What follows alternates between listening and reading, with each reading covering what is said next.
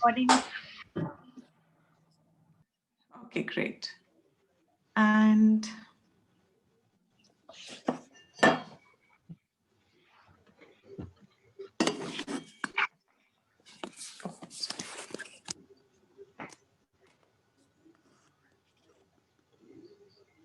can you see the screen a little bit when I Yes, reverse?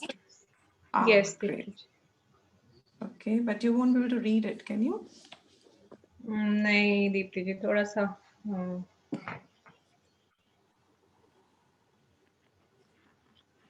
This is called hacking.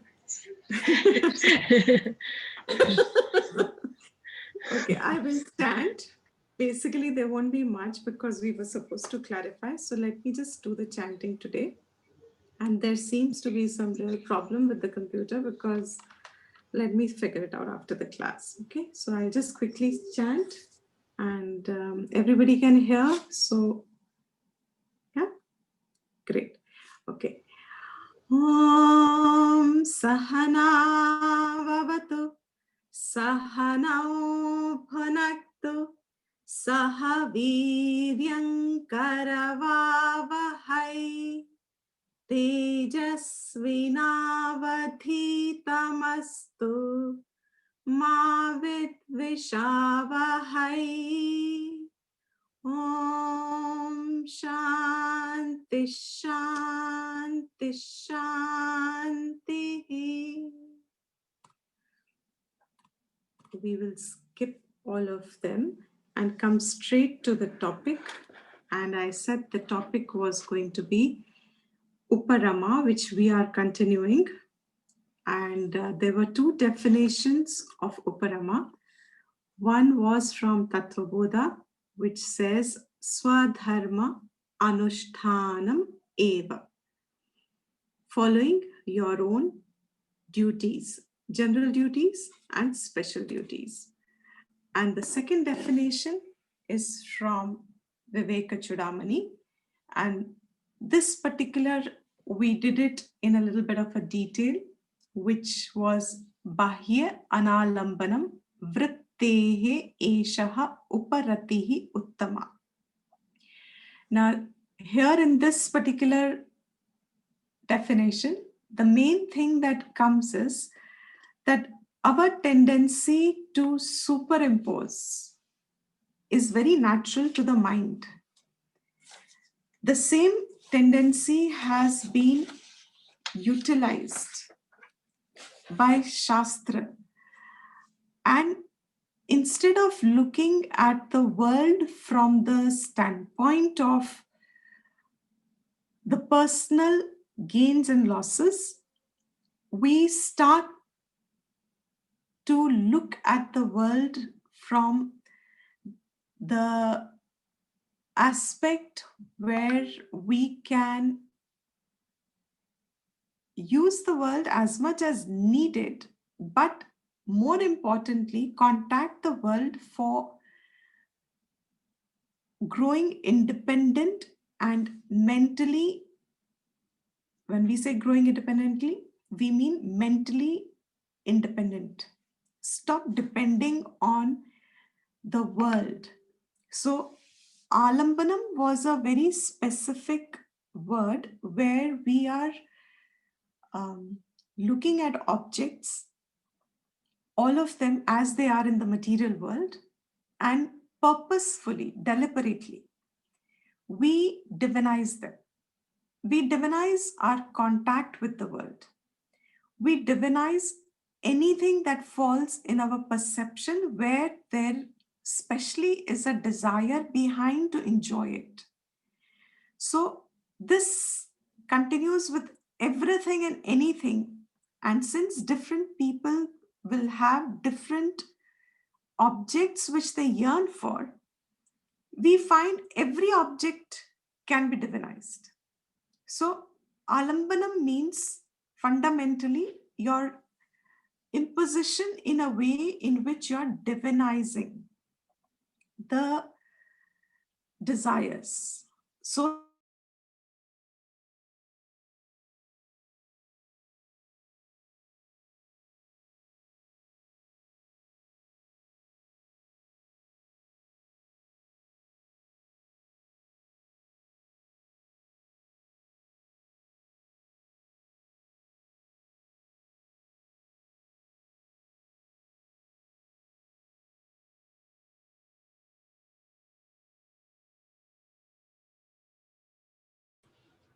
Can anyone else hear Deepti ji?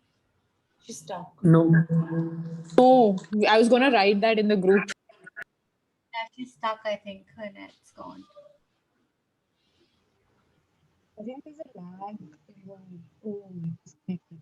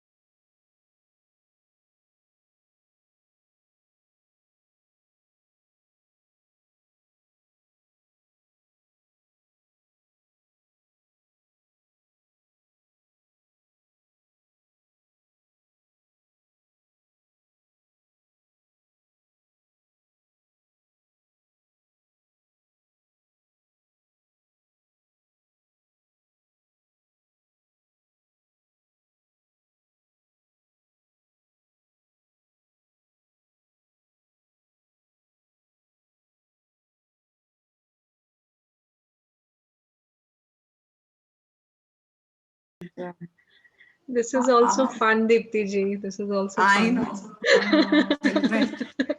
I know. Well, it takes all kinds to make it a learning. So I'm restarting, and basically, Bahya Analambanam is the main word here in Uparama, which is where you are, the vrittis, the thoughts, are not dependent on external objects and situations and people.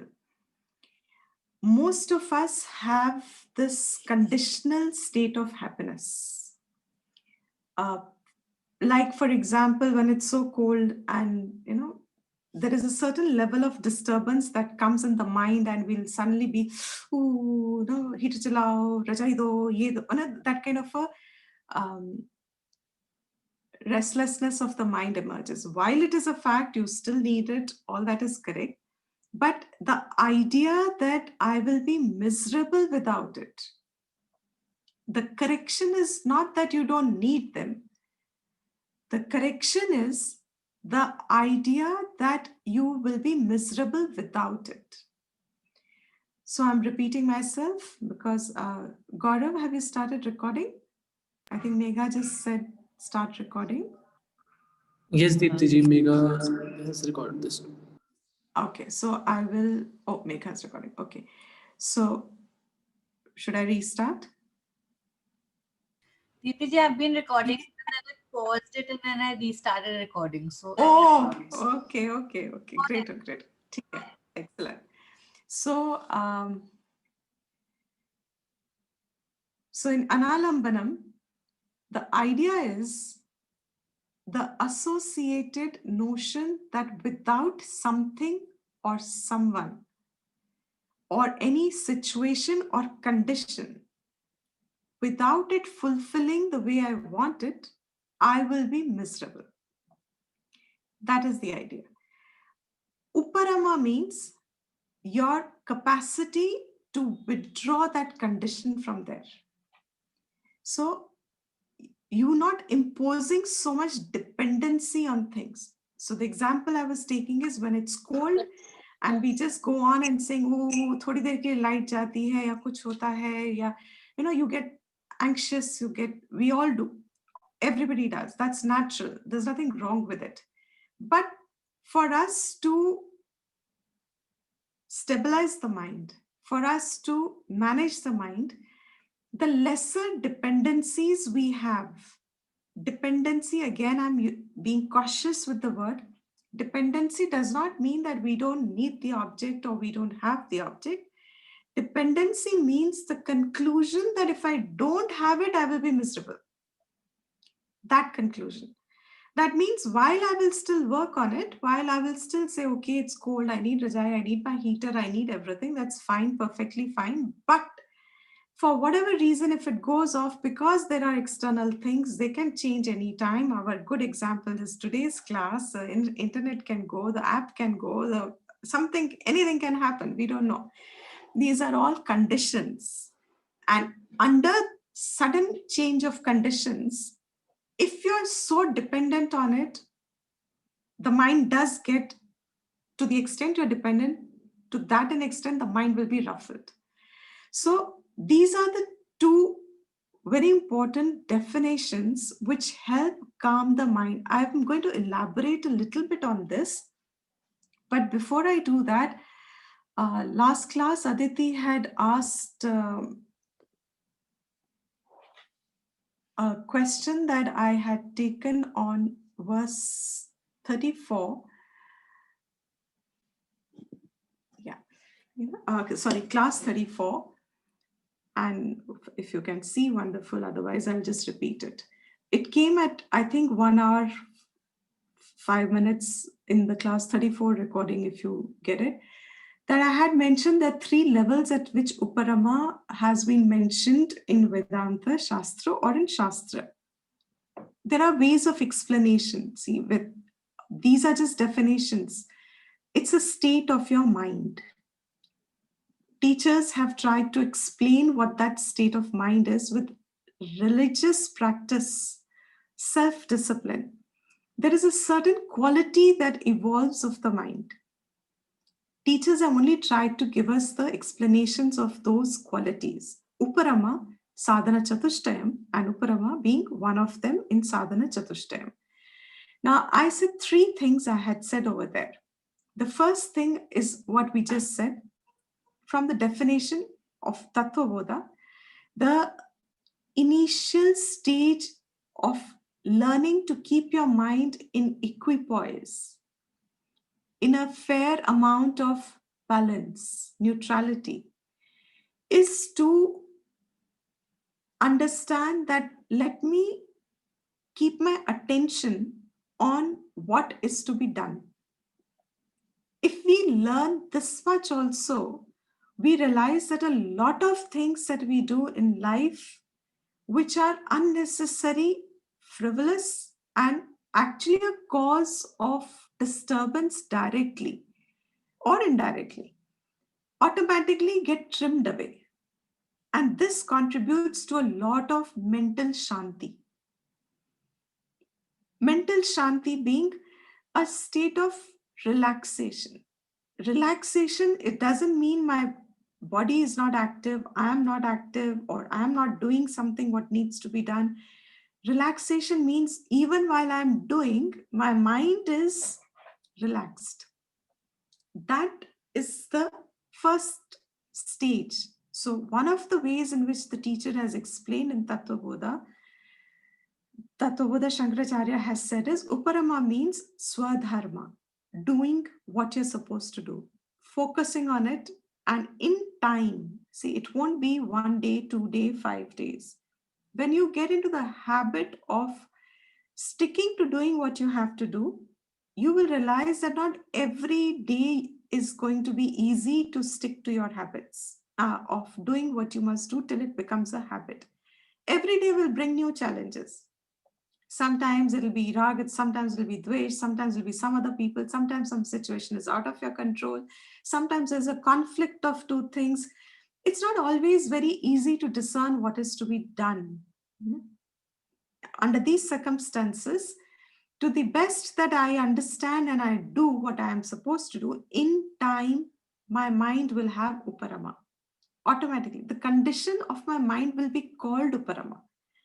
When you, even now you see, day-to-day life also, when you register even small things, जब आपको कुछ लगता है कि आपको करना चाहिए, चाहे आपको अच्छा लगे ना लगे, आपको पसंद है कि नहीं है, मगर आप कर देते हो किसी भी कारण से, you always get a mental feedback. Inside, there is a different kind of a calm, there is a different kind of a happiness. This happiness is not joy, it is a different state of a satisfaction. It is a different kind of a verification to yourself. एक अलग किस्म की शांति है जिसमें कोई शब्द नहीं है. It's that kind of a shanti. Having done what you have done.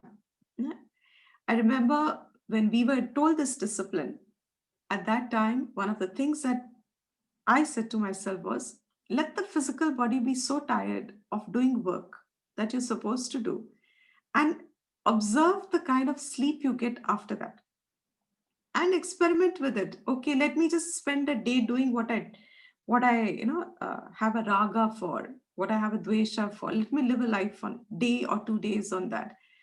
Even a few days of just sticking to doing what you have to do, you realize was such an important thing to the mind that you just felt a different kind of a therap under. It is temporary. These things are not permanent. Let's not be foolish or be wrongly assessing itself. These qualities are all going to bring about a tremendous change to the mind, but they're not going to be permanent.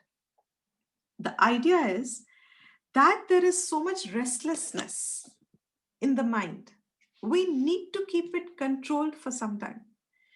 And this being temporary doesn't mean that it'll go away immediately. It will have a lot of lasting effect. So to the extent I am ingrained in it till it has become a practice, if it has become a practice, then there is a state which is not exhaustible so easily. Means it'll last for a very, very long time. And then that mind gets inquiring, it becomes more absorbing the right things in life, etc. So that was the first thing. The second thing I said is, when the mind, I just explained that from the Viveka Chudamani, mind is held independent from the external conditions. And the third thing is what I think was being clarified, because I just mentioned it, and I said in the technical sense, this was the real meaning of Uparama, but it is applicable to sannyasa ashram or to those who want to take mental sannyas, which means even if I'm living amongst world with worldly family and duties, swadharma, I'm still doing what I'm supposed to do, but mentally I have chosen to take on to the life of a sannyasi, in the sense that I am, definition of a sannyasi in the context of Vedanta is very clear. The one who wants to spend her time entirely for the truth, to know the truth, to discover the truth, to establish in the truth. So for the sake of establishment in the truth, and truth here is defined in Vedanta as you are Brahman. That's the final learning. Ultimately, you are absolutely the changeless, eternal self. But till you get to that, you are spending your time or life, say, exclusively for that. You don't want your attention diverted into other things, other duties also. You just take one duty, and that duty is to know yourself, to know the truth. So in that, whoever that person wants to choose such a life, to them, Uparama means giving up all karmas. All karmas means, now again, to understand this, karma in the real sense is Vaidika karma. जब शब्द कर्म use किया जाता है तो उसका मतलब है वैदिक कर्म, क्योंकि कर्म एक लौकिक व्यवहार में भी इस्तेमाल होता है. एवरी डे हम कहते हैं ये मेरा कर्म है, मुझे क्या करना है ना. कर्म is a regular use word, so it has got translated into action. So we have to today explain it at both levels. At the level of Vaidika karma meant for Grahastha, you had your Vaidika karma duties, your Nitya Naimittika duties. And those duties were, once you were married, you had daily worship. They are called Pancha Mahayagnyas. Some other time, in some other context, we may take up.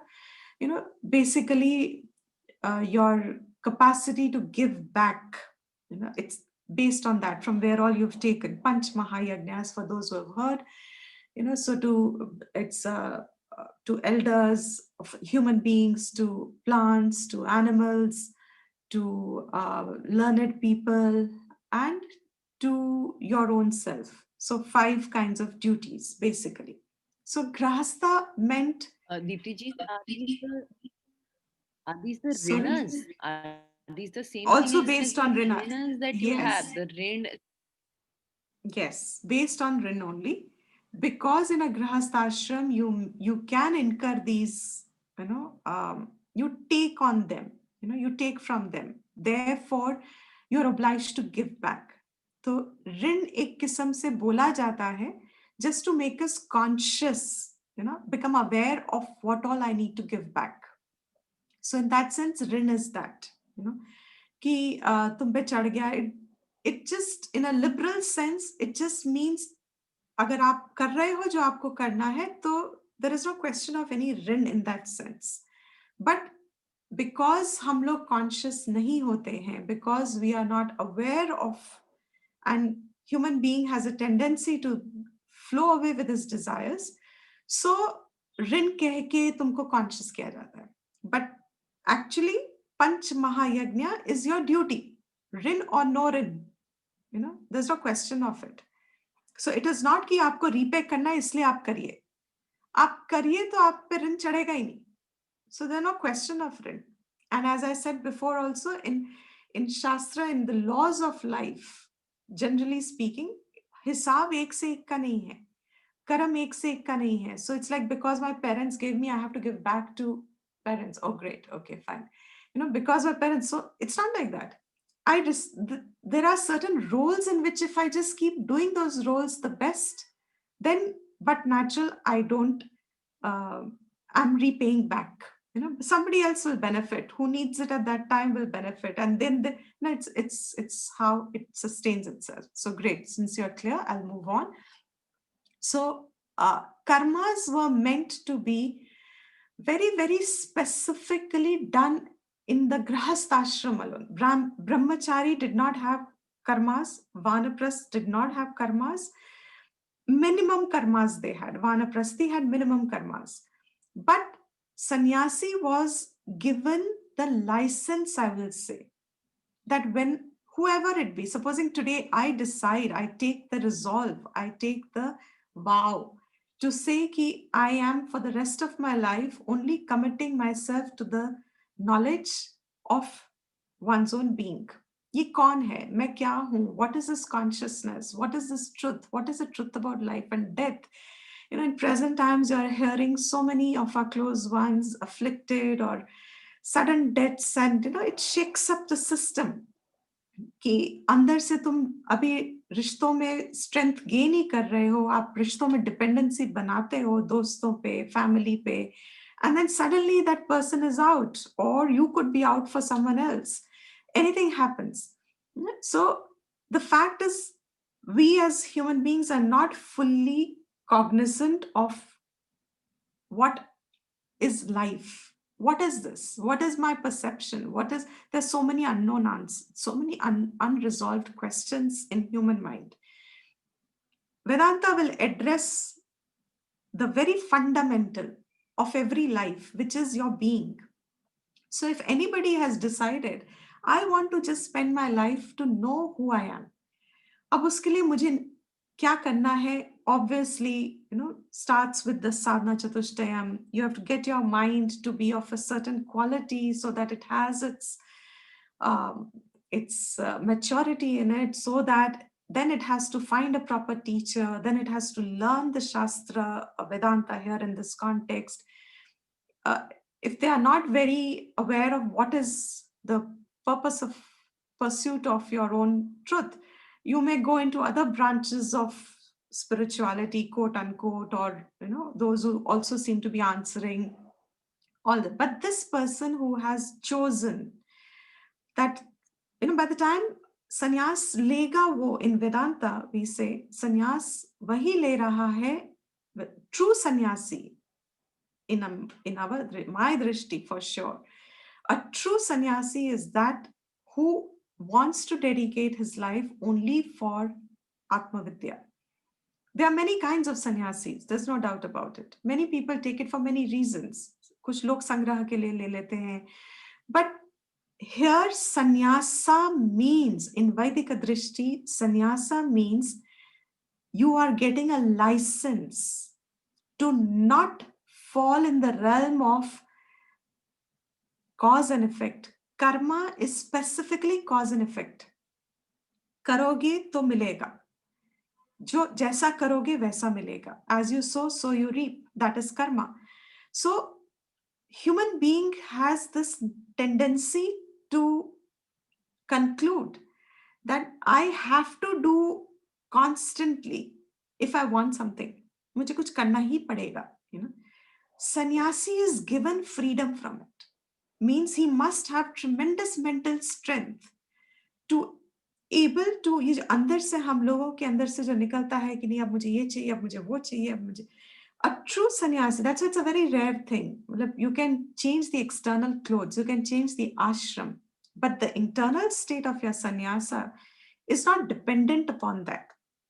But those who are, Shastras taking the whole spectrum of people, I can be at the first level, I can be at the last level. And if I'm at the first level and I'm diligent and I'm conscientious and I'm regular, I'm committed to it, I'm bound to reach the last level at some point. So I will need the direction and the guidance at the last point. So Shastra gives the whole view. पूरा का पूरा, आप जिस स्थान पे जहां पे भी अपने लिए नेक्स्ट लेवल का करना चाह रहे हैं उसका भी आपके पास ज्ञान अवेलेबल होता है इन द शास्त्र. So sannyasa means that state where you are given complete freedom from कि मुझे अपने लिए कमाना पड़ेगा, मुझे कपड़े चाहिए, मुझे रहने को जगह चाहिए, मुझे खाने को चाहिए, मुझे whatever my needs are, even if I reduce them, nobody is going to give you just like that. And it is not a state of, in some of the bad translations of sannyasa is when people don't understand what it is, they have terribly translated it as begging. Sannyasa is just the opposite of it, completely opposite of it. It is such a high state of independence that the person has learned to live without any dependency and be content with whatever comes without pursuing it directly. I'm going to repeat this because it's a beautiful formula, even at our levels, even at any level. To be able to follow something, to be able to be independent of chasing anything and being content with what comes in the pursuit of whatever I'm doing for my good, for my higher, whatever comes without chasing it, you are content with. So for example, you are not working for material prosperity. You're working for what you must work. You must work, you must give back. If you're working in a company, you give back to a company, etc., etc. You work because work is going to be a means for you for your yoga. You learn in your mind the technique of getting detached from results, of keeping the samatvam, of maintaining the equanimity of the mind between even different people, so many things come when work becomes one of the aids. So this person, whoever has chosen such a state of independence, whereby they are content that whatever comes their way is fine by them. Such people are the only ones who are given the license of not engaging in any karma. Freeing yourself from the realm of all karmas. So here, since I started by saying Vaidika karma is the real meaning of karma. Now that Vaidika karma is not in the context of a societal living, we have converted the definition into action. So is a sannyasi freed of all action? He will still do what he needs to do, depends on different one, but he, she is given the freedom for it. Means now you can dedicate, go ahead. It's like my best example to kind of convey it is, जब हम बच्चों को जो freedom देते हैं, especially when they start school, when they're in schools and in India, when they have the 10th board exams and the 12th board exams, and we all know what our parents have done to help us pass those exams. Everything has been provided for.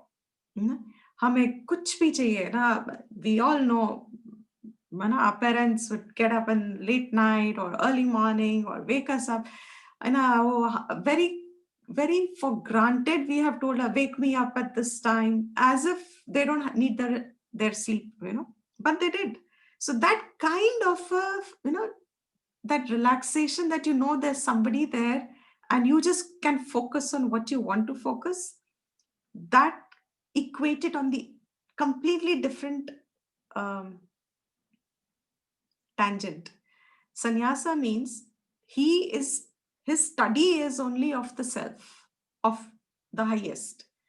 And the society gives him this freedom. Vedas give him the freedom to now not engage in any karma at all. So he doesn't need to bother about his food and his living, nothing.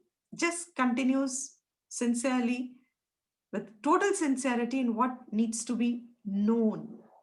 It is a pursuit of knowledge, not a pursuit of action. If you grow more into Vedanta, you will see this is a very pivotal difference between further stages of mental growth, where you become independent of action realm. Karam se sannyas lena hi karam sannyas ko keh ke, they said uparama meant withdrawing from that realm of karma. You don't need to worry about anything. But there are a lot of hypocrisy in it, because while the society says, while Veda says you can be freed of it, you have to be honest to yourself. Is your mind free of it? Because by external appearance, you may project you're free of it. You are sanctioned that. But if your mind is still dependent on these things, then this is not sannyasa. Then Shastra says, stick to the previous realm, be engaged in your duties, do them to the best of your ability. And then in the Gita, it goes on to say karma yoga, whatever. But idea is, uparama me, the third meaning, which I said actually is most technical and correct. And when you get to understand this, you understand the first two parts also. So different contexts where teachers have explained it in different ways. So it's like if it's a completely new class, it's like all of you who are completely engaged in life or action and still are interested in self-growth or want to know, even if you just want to know the Shastra, then how is the knowledge going to help? First level, Swadharma Anushtan. That is where this author has explained. And when you go on doing it for a little while, then suddenly you realize that I need to improve upon the practice, or I need to improve upon it. Then it is bariki se jahan jahan dependency hoti hai. Wherever it is, like I was given the example and I passed it on to many of you, that especially in cold weather, once in a while, or when we were studying, so much privileges that we have now to learn Vedanta actually was not there a few years ago also. Even to study Vedanta, students had to go through a lot of personal disciplines. So one of them, ashrams mein agar rehte the aur seekhe hain, तो वहां पे शुरू में, especially when the ashrams would be new, you wouldn't have hot water or you won't get full meal also, but that capacity to check your reaction at that time. Suddenly तुम्हें भूख लगी है और तुम जाओ डाइनिंग रूम में और तुम्हारे पास, that day the meal got over because the cooks didn't understand how much to make. So and then there will be a few people who just slept hungry, so-called hungry, quote unquote. Think those small, the idea I'm trying to convey is, it's not the big things, it's correction in those small regular day-to-day life things, that this knowledge helps to guide us, our mind. So while I am doing what I'm supposed to do, a time comes when I realize even in small things I'm dependent. Like I said, another example, a person may be used to having water when you get up, and once in a while you say, okay, let me today not have water, so that I never get into the habit which is going to make me miserable at some time. So not forming habits is the right way of saying. Removal of habits which are going to become your weaknesses. There are certain good habits which will be your strengths. So encouraging the good habits, but not the habits which are going to make you weak. That withdrawal from the mind, from that vritti ko वापस ले लेना, उस पे जो बैठ गई है उस ऑब्जेक्ट पे कि हाय बहुत ठंड है तो मुझे हीटर चाहिए, हीटर के बिना miserable, etcetera. Removing that vritti from there and settling it down. It's okay, I can get it. Half an hour, I can be without it. After half an hour, I'll be fine. That kind of anything, each person to their own. This was the second meaning. And again, third meaning means completely giving up the realm of karma, withdrawal from karma. And this karma word is important for advanced study also. It means when you mature into more and more learning, karma is going to be an important point. And even when we come to the topic of karma in this book, I will take up in a little more details. So a few questions, if they arise out of karma, I would say hold on till you arrive to that point. The karma topic will be taken up in great details at that time, as best as one can. So with this, we are finishing this and going to move on. The importance of these disciplines. Can you see the diagram? Can you see it? Yes, Yes, Deepti ji. Deepti ji. Wonderful. Okay. Now, in the center, I'm just trying to show how does these disciplines manifest or work in oneself. The central line, absolutely in the center, the yellow highlight is written body. It's just meant as a reference point. Body being your reference point. And definitely body by itself is nothing. It's just inert matter. We all know that. It is the person who is claiming the body as my body, as me. It is this person who, associated with the body, the upward direction arrow is saying, is constantly extroverted.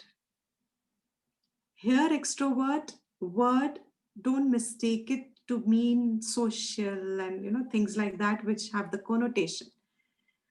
By extrovert here, I mean to say that always looking out. Body being your reference, the person is always looking out, means, remember the Katha Upanishad Ratha example, is always associated with the senses, and senses are directed outward. So the person is completely engaged in the mind in extrovert activity. Extrovert, again, I'm saying, I don't mean social and fun loving and, not like the vyavharik meaning of extrovert. Extrovert, I mean to say, again, is looking out. What is the purpose of these disciplines? It is not wrong to be, it is by default that we look out. There is no judgment here कि ये सही है या गलत है. ये ऐसा है. यही है कि हम बाहर देखते हैं. हमारा मन बाहर ही लगा रहता है. बाहर की चीजों में, बाहर की वस्तुओं में.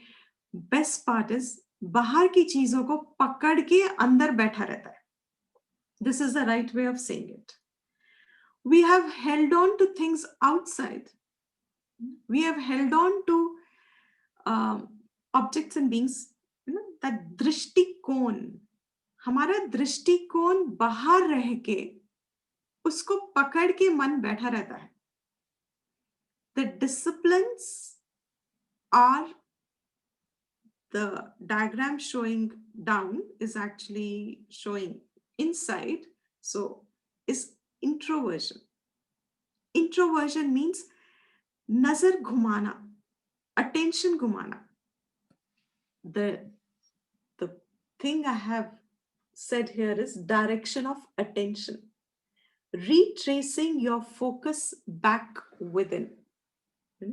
When you retrace your focus back within, that is said as introversion.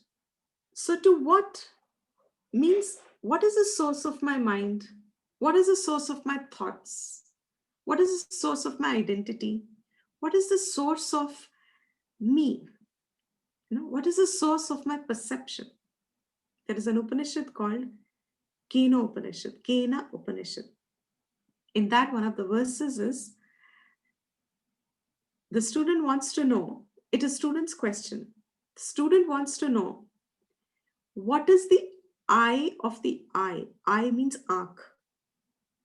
ये जो मैं देख रही हूँ, देख रहा हूँ, सुन रहा हूँ, सुन रही हूँ, बोल रहा हूँ, बोल रही हूँ, ये जो सब हो रहा है, ये एक्चुअली में कौन कर रहा है?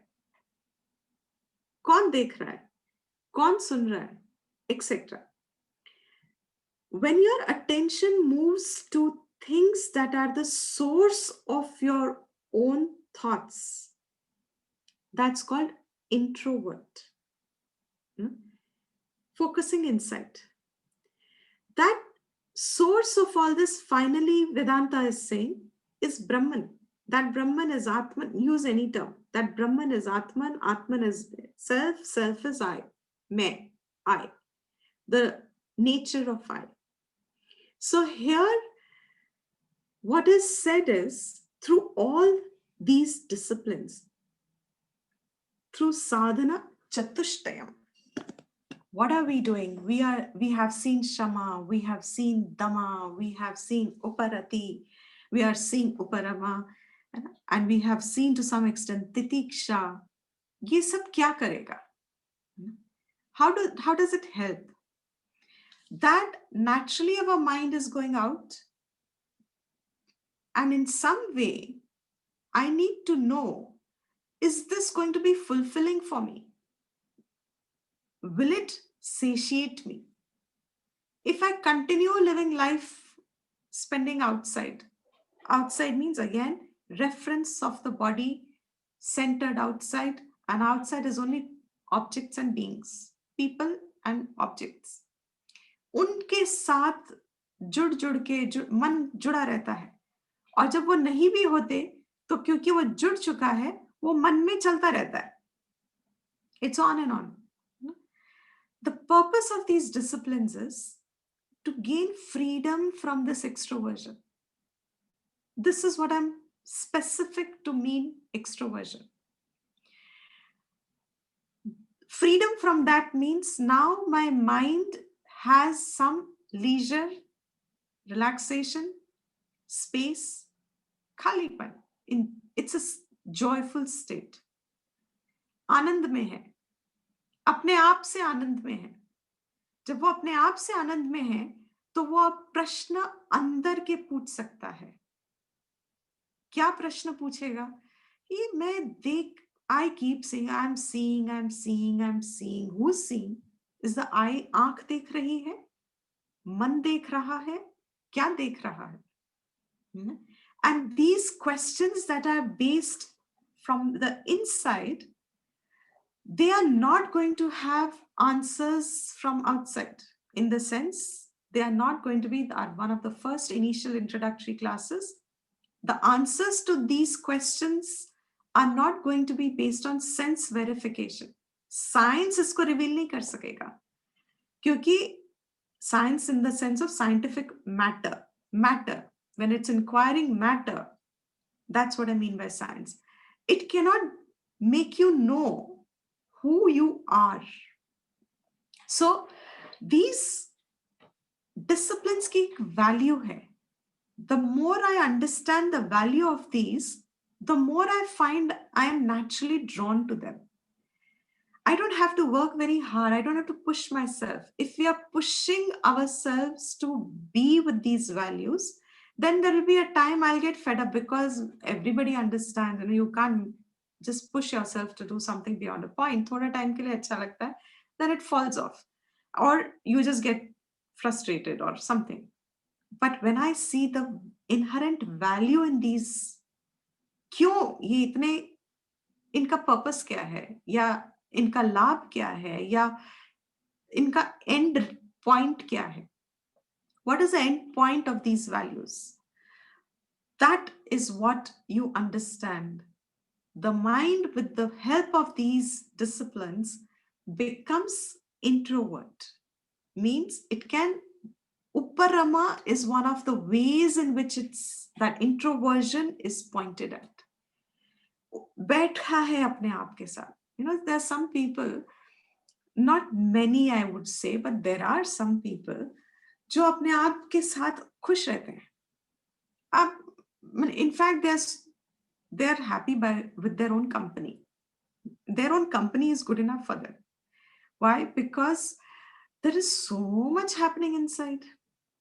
हर किसी के दिमाग में इतना चल रहा होता है कि once you are on this self-discovery, process of self-discovery, क्या क्या अंदर चल रहा है, चलने के लिए थोड़ा शांत बैठना पड़ता है. और अगर कोई और भी साथ है तो वो बड़बड़ शुरू हो जाती है. And then you have no time, because you have other things to do in life, you have duties to do in life. So there's very little time, but that little time that one has, you are enjoying your company. That means my mind is satisfied, happy by itself, and that is Upparama. Content with itself, withdrawn, वृत्ति बाहर से निकल के अंदर आ गई है.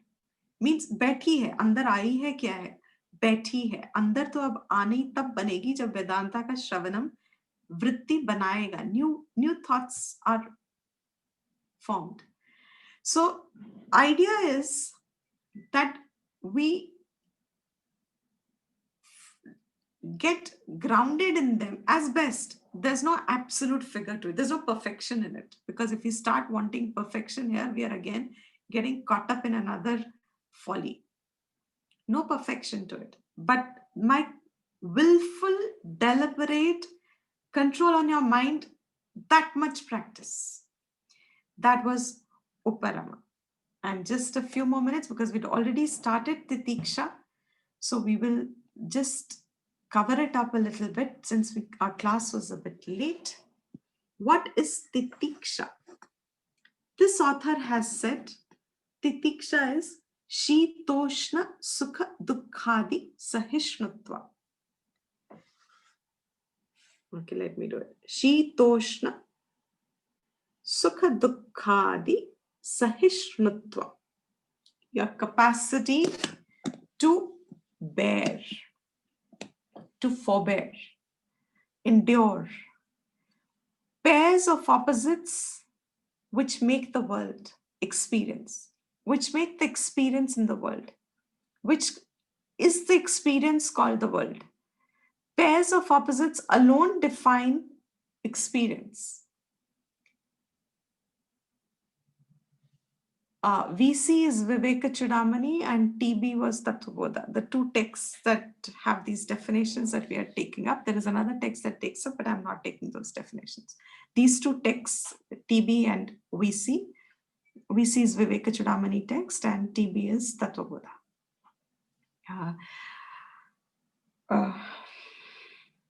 What was I saying?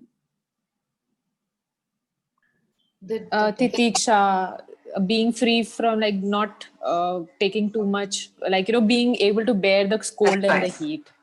Correct. So any experience that we call as experience, sukha, dukkha, all experiences boil down to either sukh or dukh. Every experience, हर इंद्रिय से जनित कोई भी एक्सपीरियंस ले लो, चाहे खाना है, टंग का है, चाहे स्मेल है, चाहे देखना है, सुनना है, whatever the 5 senses are, those 5 senses and contact is somewhere, just those 5 senses and contact, all of them boil down to either them being a source, I say is a source of my sukh, or dukh tera, ya sukh ka ya dukh ka. Ye mere conclusions hai. Left by itself, no contact has the capacity to give me joy or pleasure, joy or sorrow. For example, cigarette to one person is a source of sorrow. Nausea hota hai. Our technical term, vijigupsa hota hai. It's like that kind of a thing comes up. Somebody smokes and you don't like it because you just can't. Or somebody drinks and somebody doesn't like it. But the other person, the same object, cigarette, drink, sweets, forget cigarette and drinking, even sweets, someone loves rasgulla. The other person doesn't like rasgulla. Kisi koi tum ghar pe aaye and what is first sweet dish today? One who has a sweet tooth says, and mama or whoever else, or you yourself say, oh, I only have rasgulla today at home. So one person jumps with joy, oh, rasgulla today. And the other person says, rasgulla today, again rasgulla. Why can't we have gulab jamun? Now, is the sukh or the dukh in the rasgulla or the gulab jamun? Certainly not. Kitta simple example और इतने में ही समझ में आ जाता है. So what titiksha means, understanding that every sense contact will only result in me saying either ये खुशी दे रहा है मुझे या मुझे खुशी नहीं दे रहा है. Enduring, definitely जो खुशी नहीं दे रहा है, enduring that. Also enduring जो खुशी दे रहा है because I should not be so happy with it. आनंद मिल रहा है ठीक है, as long as it's there, very good, but let me not think that this can be the source of happiness, because sure enough, if you are stuffed with 10 rasgullas together, the 11th rasgulla itself, you who like rasgulla is going to say, please stop, I just can't have any more rasgulla. And you may not want to have them for the next 1 year, 2 years, because you're just so fed up of rasgulla that day, because you were made to eat, you like it, you were made to eat rasgullas, and you were just, yeah. So what is titiksha? All pairs of opposites, honor, dishonor, name, fame, they will all come together. अगर आपको किसी चीज से सुख मिला है, बहुत clear हो जाना चाहिए कि this is a passing thing. जब तक है, don't deny it, enjoy it thoroughly. In fact, my favorite sentence, if I have to pick up one sentence that I think should be the bottom line of all practice, should be, what Vedanta has really done, say to me as a person, would be make maximum use of all joys. Use as in, जो enjoyment आ रही है उस पूरा जी लो उसको, इतना जियो उस joy को, लेकिन ये समझ के साथ जियो कि ये कभी भी खत्म हो जाएगी, और जब ये खत्म हुई है, there is no way I'm looking back at it. There's no way I'm turning back and saying that, oh, I wish it had lasted. Oh, why did it go away? Oh, I wish. No. Understand the nature of life. It is not going to be forever. No sukh or dukh is going to last forever. Since they don't last forever and they keep replacing each other, सुख है तो वो बदलेगा ही बदलेगा. हाँ, दुख ना भी दे तो भी कम तो हो ही जाएगा ना. उतना तो सुख वो हर बार दे ही नहीं सकता. And the same thing with दुख. बहुत दुख भी धीरे धीरे धीरे कम हो जाता है. फिर ना हम ही उसको पकड़ के बैठते हैं. दुख बाय इटसेल्फ ठहरता नहीं है. Even if something gives us sorrow, sorrow का नेचर नहीं है कि वो जम के बैठ जाए. It's not supposed to be clinging on to you. It is not supposed to be चिपक के बैठने वाला. It's like how you put oil in the drain and then oil in the colder parts of the drain goes and sticks it. Forget that. When medicine talks to us about cholesterol, चिपक जाता है आपकी arteries में जाके. चिपक गया. Is sorrow or pleasure something like that? जो चिपक जाता है अपने आप? No. तो हम उसको पकड़ के जो बैठते हैं, दैट इज लैक ऑफ तितिक्षा. कि हमारे को एंड्योरेंस नहीं है. Means just bear it for the time it is there with full knowledge that it goes away at another point. As it diminishes in its natural course, we allow it to diminish. Means कुछ लोग sorrow को पकड़ के, as I said, and then they glorify that sorrow. That's the worst thing. एक तो दुख है वैसे ही आता है. Like supposing someone close is unwell, or there is a naturalness, you can't be happy about it, but then some people cling to it, make an identity around that kind of a sorrow, or make an identity around happiness. Endurance means, titiksha is the word. Titiksha means I simply bear pleasure and pain. Both. Whatever needs to be changed, I will change what can be changed. I will do what needs to be done. But along with doing that, whatever comes, whatever cannot be changed by me, has to be endured by me. So, titiksha is sahishnutvam, the state of sahana. That state in which you can bear with pleasure, with joy, with cheer. Means I'm not rambling and complaining. And that was the second meaning which Vivekachudamani gives. My capacity to sahanam sarva dukkhanam. Apratikar, the word kara is missing. Apratikara purvakam. Sahanam sarva dukkhanam apratikara purvakam. चिंता विलाप रहितम सा तितिक्षा निगद्यते. So when people talk of endurance, अरे मैं तो बहुत सहन किया, that itself is such a बड़ा, as if I'm glorifying it. मैंने आपको क्या पता, मैं इतने सालों से सहन किया. गुड. जो सहन करने की चीज है वो सहन करनी पड़ती है. मगर along with सहन करना, अगर मेरे मन में ही वो काई, that's the only way I can explain it. It goes on, and there's then self-pity, or then there is this self-remorse, all those things that keep happening. If all that is happening, or I am shouting and complaining and I'm worrying and I'm, either way, either when I'm extrovert looking outside, I complain and I shout and I scream and I make other people feel guilty for whatever's so much happens inside.